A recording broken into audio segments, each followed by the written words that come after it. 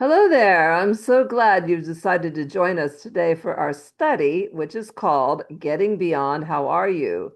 Learning to Connect in a Disconnected World. I'm Barbara Black.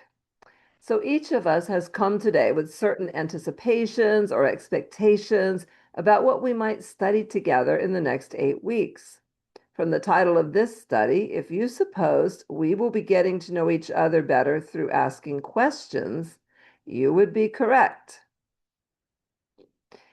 So the first thing, if you are viewing with a group, I'd like you to introduce yourself, tell your name, and why are you here? Why are you viewing this video today?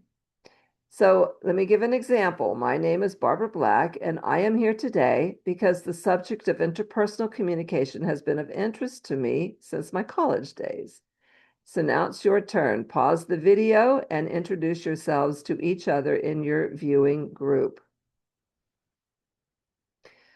Why should I want to get to know someone in my church or neighborhood better? The first and most obvious reason is that we're going to be spending time with the same group of people on a regular basis in our neighborhood and in our church. You might find that you have several different interests in common. Also, you can help look out for each other.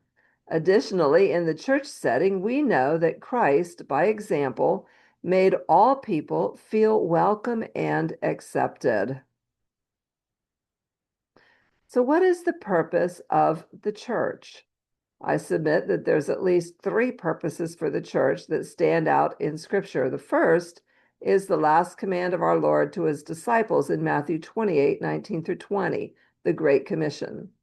I imagine a few of you might have this memorized, so I'm going to read it in the King James Version, and if you have it memorized, please recite it with me.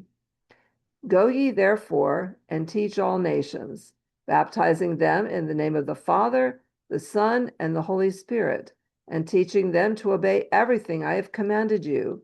And surely I am with you always to the very end of the age. John 13:35 reads, Your love for one another will prove to the world that you are my disciples. So the church is a witness to the lost world who are watching how we love each other. And then we have Ephesians 4:11 to 13. So Christ himself gave the apostles, the prophets, the evangelists, the pastors, and teachers to equip his people for works of service, so that the body of Christ may be built up until we all reach unity in the faith and in the knowledge of the Son of God and become mature, attaining to the whole measure of the fullness of Christ. So, based on these three passages, the goal for us as the church, as Christ's body, is one, evangelize the lost, two, demonstrate the benefits of being a believer by our love for each other, and three, that we all become mature like Christ. How can we accomplish the church's mission or any organization's goals if we don't get to know each other? Well, I suggest that we really can't. So the next obvious question is, how can we get to know others better? I'm glad you asked that question. One effective way to get to know others better is by simply asking questions. Much of our course material is going to be guided by this book, Getting Beyond How Are You? Learning to Connect in a Disconnected World. It's written by a father and daughter authors, David Mains and Melissa Mains Timberlake.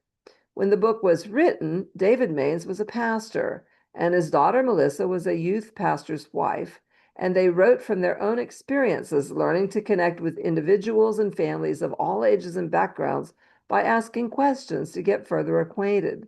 This book will serve as the inspiration for our time together the next few weeks as we acquire tools to further our own interpersonal communication skills in an effort to deepen our relationships. In other words, to get beyond, how are you? I'd like you to think back for a moment to the last couple of years. How many memorial services have you gone to recently? And during the eulogy, you learned things you never knew before about the deceased. I know in my experience that I have attended more than one memorial service in the last couple of years where I walked away wishing I had known the departed better while they were still living. In one case, I even discovered I had a lot in common with the departed that I had no idea we had in common. One man worked in Christian radio on the mission field, and that was something that I had trained for and even did in my first years out of Bible college. I would have enjoyed speaking with this man about his experiences had I simply taken the time to discover who he was. I don't know about you, but I'm getting a little weary of having this repeated experience. So, have you ever gone to church or another setting where you regularly encounter the same group of people? You talked with a dozen or more people, and yet you didn't share anything of substance with them. You didn't get to know any of them better. Maybe you returned home with the somewhat discouraging feeling that you were all alone or uncared for. What are the things that people greet one another with each week? Most likely it'll be something like we see here. How are you? You look nice today. Great to see you again. Can you hear these interactions in your mind and even in your own voice right now? Conversely, perhaps you may see someone at church or in your neighborhood or at an organization where you regularly attend that you do have more of a relationship with. You might share an answer to prayer that you experienced, maybe a decision you made resulting from a discussion with that person. You might talk about a ministry that you work in or a project that you do together. But more often than not, these more in-depth interactions are a much smaller percentage of interpersonal communications that take place in our churches and organizations today. Oh, wouldn't it be wonderful if there were far more of our communications with each other of the more in-depth nature, rather than the former "how are you" surface conversations? All of us long for deeper relationships. Our author David states, if we can't get beyond superficial talk, how will we learn what people's needs are? If we don't ask questions that get to the core of where people are, how will we know how to pray for them? How will we know how to serve each other or celebrate the wonderful ways God is working in lives?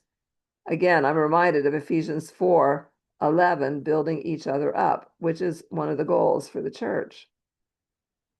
We come back again to the act of asking questions. Now, here are some typical questions and their expected answers.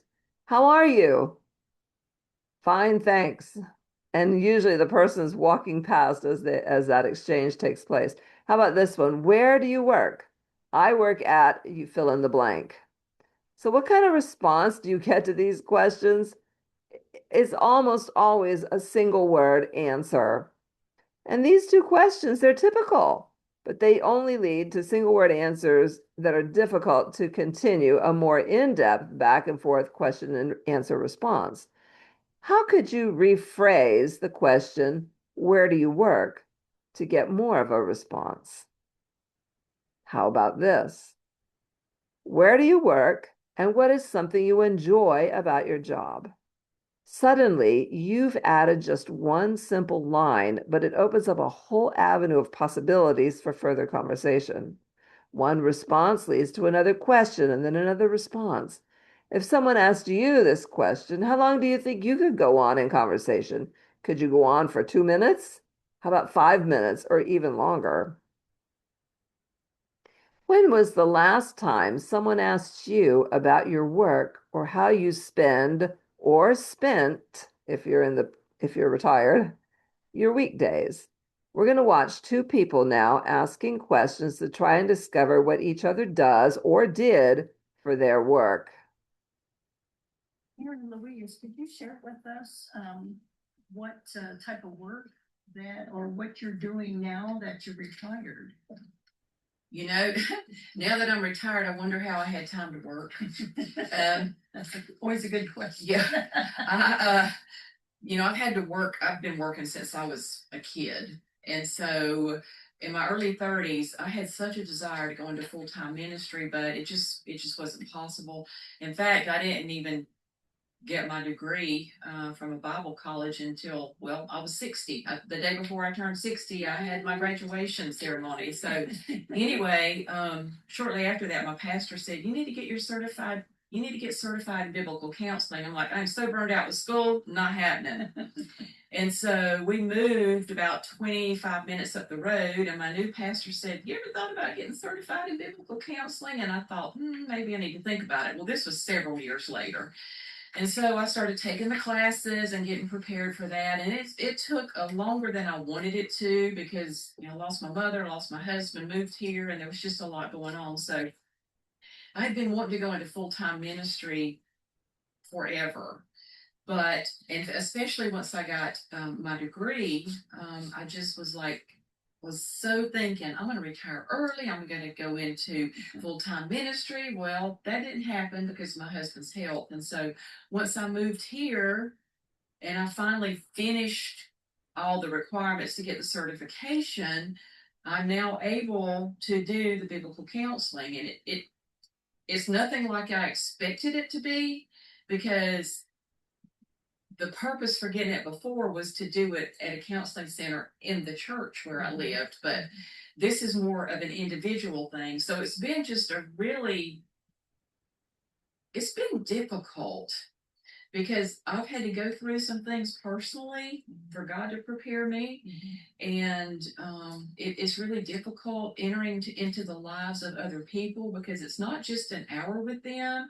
For me, it's a commitment. It's to pray for them on a daily basis and encourage them, because you want them not to just be without on their own for the rest of the week. And so I'm just now getting to where things are starting to roll, because I just got certified last summer, basically. And so you also have to do the continuing ed to keep your certification and all the other things. And so it has been quite a journey to get all this set up and get it started and get it to the point that I'm able to just counsel. And so here I am, and that's what I do. And I stay pretty busy at it. And because it's cost me so much money to get certified, and then you have to pay to be a member of the organization that certifies you, and that's an ongoing thing every year. And you have to do the continuing ed in order to renew that, and that costs money. And then it costs money to renew the LLC, and it costs money for insurance. And it's just I haven't advertised, because at what point do you stop spending money that you really don't have to spend? And so it's just been word of mouth. Right. So it's been a slow startup because of that. And so it's beginning to, I'm beginning to get kind of busy with it, but mostly from church connections. I would like to reach people outside in the community, but not advertising and not having a visibility out there. It's going to be word of mouth from people at church. So that's kind of where I'm leaning right now. And the location where you hold these sessions? It's upstairs at church. Okay. All right. Would you consider getting a location outside of the church? No, because that would require more money. That's right. I'm not in this. I mean, I'm not really in this to make money. Sure. I would like to break even. So far, that's not even happening. But this is what the Lord's called me to, and I just trust Him in it. So yeah, I would not feel real safe outside the church, because my ministry falls under the head of church leadership. And so if I get to a place where I need some help, I've got the pastors to go to. So I don't want to leave that environment. Good point. Here's another interview. In this one, I am going to interview my husband about his work. So Brian, tell me, what did you do for a living? Okay, right out of high school, I went to work with a phone company. And the reason I chose the phone company is because my dad chose the phone company. Oh, Yeah. he chose it for you? Yeah, he says, I don't want you to be a plasterer, which is what he was. Ah. And so he took me down to the employment office, and I took the test and got hired on. And then I started there in August. And and that was during that time of Vietnam was. Oh, Vietnam War. Yeah, it was pretty heavy during that time, 67, 68, 69. So I got my draft notice, Mm-hmm. and I was just gonna go in the army and then 3 years and get out, then, go to work. But a friend of mine got killed in Vietnam, and that made me rethink. Mm-hmm. So I said, I think I'll join the Navy. So I went down and to the recruiter and signed up with the Navy and went to boot camp in January '69. And I was there 4 years. I worked on aircraft. I was an electrician, and and I mainly out of 4 years, I only made one cruise. So you only did. So you were on land then most of the time. I was on land for 3 years, Oh wow. and then I did a 9 month cruise. Where did the cruise go? We went to Vietnam. What kind of ship was that? It was an aircraft Oh, carrier. okay. So you were gonna be working on the Yeah. aircraft. I then. worked on the aircraft. All right. And working on aircraft or in flight operations is very, very dangerous. Mm-hmm. People get sucked up the intake or whatever. Oh wow. But I was fortunate. I worked with the maintenance shift, Mm-hmm. so there was no flights going on. So it was relatively safe. So I got out and went back to work with the phone company. Mhm. So whereas I started in '67 and in '69 I had about a year and a half service. And then when I got out of the Navy, I had an extra 4 year service. So they bridged all that Yeah. time for you. So all that seniority was counted. And I started working downtown Miami. Mm-hmm. And then about 4 years later, someone came to me and said, "Why don't you join the reserve?" I'm thinking, Go back in the Navy? yeah, go back in the Navy. He says, Uh-uh. "Why don't you ever consider it?" I said, "No, I never consider it." And why would I do that? And what had happened in my life, and I had become a Christian. Uh-huh. And so when I was in the Navy, I didn't know of any Christians in the Navy. So when the guy asked me, I just said, "Why am I not repulsed? There's no Christians in the Navy." That's what you thought. I thought, and so but I sensed God was calling me into the Navy, and Uh-huh. I said, "Lord, you gotta give me fellowship if you want me there."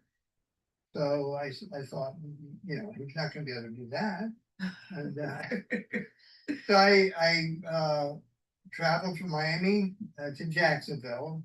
That's where I would be drilling with the squadron. And I went into the administrator. He was the chief, and he had a coffee table in the office, and on the coffee table was a Bible Oh wow. and tracts, 4 spiritual law tracts. And Mhm. I just thought, oh my goodness, I can't believe what you're doing, Lord. And so he said, "I'll be right with you." And when he finished his paperwork, he looked up and he says, "Are you a Christian?" I go, "Yeah." Uh-huh. 1 month. I was 1 month old, and I ended up in the reserves for 17 years. Wow, 17 years. And also concurrently working with a phone company. So that gave you then full retirement Full from the retirement. military. Yes. Okay. Would you recommend this course of action for young people, for example? Yeah, I would. It was, yeah, I would. It was really reasonably simple, and it wasn't too stressful. I mean, there was a lot going on, Oh, sure. but yeah, it's worth it. It was worth it. It What was worth it. what example for now would you say? Well, What reasons would Well, you just say the it was insurance. worth it? Oh, the insurance, yeah. just the insurance. Oh yeah. Okay. Well, thank you. All right.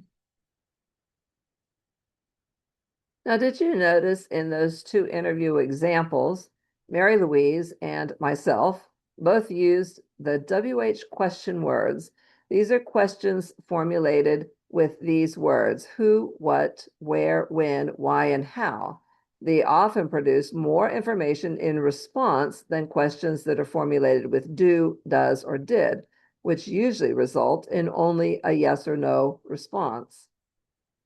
So part of a healthy relationship is about discovering the uniqueness of each of God's children. Everyone has interesting aspects about themselves, and we call these aspects their hot button topics. We say hot button in the sense that these topics cause the speaker to become excited about the topic rather than heated or angry over the topic. The authors, David and Melissa, tell us that if you are able to tap into a person's hot button topic, you catch a ton of excitement in their voice. They will start talking with animation, and good questions automatically start popping into your head to further the conversation. The topic may or may not be one which is of interest to you personally, or one that you know anything about, but a good conversationalist will learn to ask questions to allow their conversational partner to talk about something that he or she enjoys or is knowledgeable or passionate about. So one of my hot button topics would be travel. And using the 6 question words, Bernie's going to demonstrate starting a conversation with me about travel. Well, I've done a lot of traveling. That we have. And I know how much you love it, but what inspired you to get into so much traveling? Well, first of all, it goes back to my folks, really, when they took their first big trip in 1952. My dad was serving in the military in West Texas during the Korean War. And for their 2 weeks leave, my mother wanted to go to Yellowstone. So they jumped in the car and they drove all the way to Yellowstone. I don't know how many thousands of miles it was and back. And she read a journal account of that trip. And that trip really hooked my mother. From that point on, she wanted to travel and see all 50 states. So we started out by camping in Florida in an old army tent. And of course, in the summer, it rains. And it rained the first 3 years we camped, and my mother was not a happy camper. And so she challenged my father, who was somewhat of an inventor, to do something, to build a camper or something, which he did. And after that, we traveled 6-7 weeks every summer, all 4 of us together. And my family has been to all 50 states. Wow, that's amazing. So your mom got your dad to build a camper. Oh yeah, now that was quite interesting. Yeah. Well, can you describe that a little bit? Oh yeah, sure. You have to see a picture of it to understand what it is, but he started with a 57 Ford Fairlane car, a junk car. Mm-hmm. He stripped everything off of the car and he cut the frame in half, the chassis, and he stretched it 4 feet and added 4 feet of steel to it. Mm-hmm. And so now it was 20 foot long. And every Saturday we would go to the city dump and as a family, and we would look for discarded washing machines. Mm-hmm. He would take the cabinet and he would cut up one corner of it and spread it out. And now he had 8 foot of sheet metal. Mm-hmm. So he cut that and formed it into what basically looked like the hoops of a covered wagon. Mm-hmm. And then he stretched plywood, 1/4-inch plywood over that and fiberglass over top of it. And that was the shell of our camper. So he had to redesign a lot of things, including the steering columns for the car. And so he thought, well, my kids are going to have to learn to drive one day. So why don't I just go ahead and put 2 steering wheels? And that's what he did, complete dual controls, mm-hmm. 2 gas, 2 steering wheel, 2 brake, 2 gear shift, everything. And one on the right and one on the left. And then he connected both of the systems with bicycle chains. And there was so many fun times in that thing. There was also some hairy moments too, mm-hmm. but that was what really, because there were bonding experiences as a family. Yeah, I remember sometimes in traveling and that myself. Mm-hmm. That was a lot of fun. So, okay, you like all kinds of trips, right? Mm-hmm. So what are some of the different types of traveling you've done? Right. Well, you and I started out canoe camping, where we would take a canoe And we'd go for 6, 7 days on a river, usually in Florida in the winter, like the Swanee River and the St. Mary's and the Santa Fe. Oh, and the Peace River, we did a lot. And then if we wanted to do day trips, we were doing the Loxahatchee, and we would take lots of groups on the Loxahatchee, introduce them to canoeing. And then we also backpacked, though not as much. I think we discovered canoe camping, and then we decided to just put all of our gear in the canoe, and we could go more luxury style that way. Yeah, with chicken for them. Yeah, yeah. And then we moved into we would fly to a destination, rent a SUV, and fold the seats flat, and we would sleep in it, and we would camp at a place, and then we would fly back. And now at the present moment, we are driving in cars, and we're stopping at military bases because we have access to get on base. And it's just, to me, it's more, not so much the destination as it is the journey, and the opportunity to get out of our day-to-day routine and to allow creativity to be reignited, and meet a lot of people, a whole cross section of people. I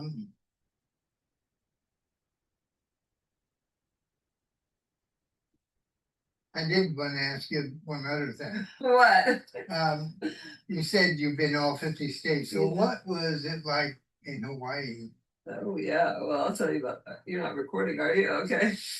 Hawaii, now that was brilliant.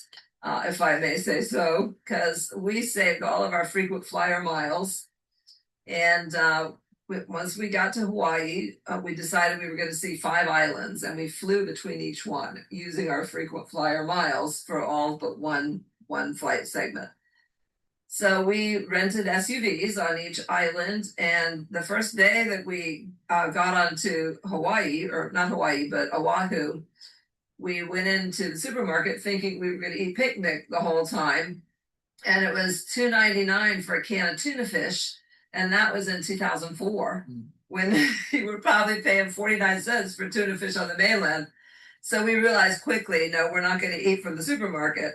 So we discovered Subway. And back then you could get a Subway, like a 12-inch sub for $8, and we would just split it, and that would be our meal for the day. So that was how we economized in Hawaii. So we saw all of the islands except for, I think, one island we didn't go to. And one of the most memorable experiences was riding a mule down the cliff face in Molokai to a leper colony. And the mule just about threw me over the edge of the cliff. I've never been horseback riding since. Yeah, I remember that too. Yeah, that's fun. Okay. So here is the camper that was described in the previous video that my father built. And you can see the shape. If you look towards the back end, you can sort of see that covered wagon shape. And this is also what my brother and I learned to drive on from the right-hand side. We had a lot of fun in this, and that is what introduced me to travel. So in a future session, we are going to focus on each other's hot button topics. So in preparation for that session, you should begin to compile a list of topics that you like to talk about. So please try for a minimum of 3 and up to 5 different topics. As you prepare your list of hot button topics, here's some of my husband Bernie's hot button topics. This will give you some ideas of the range of diversity that you also may possess when you create your list of hot button topics.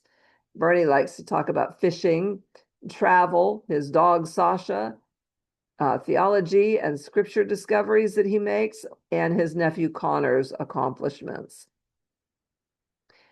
Okay, it's your turn now. If you're viewing in a group, in a moment, you're going to have the opportunity to practice what was presented in the video.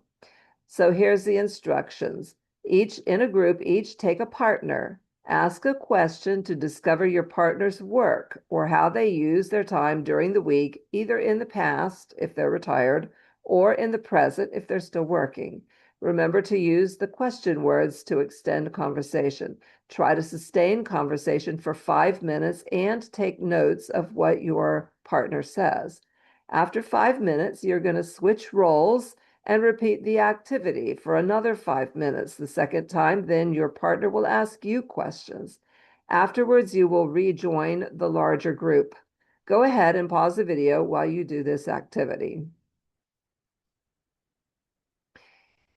So this is our, after the partners have asked each other questions, then partners rejoin the larger group, and original partners then summarize their partner's story to the larger group in 1 minute. This is why you take notes, so that you can recall what you learned.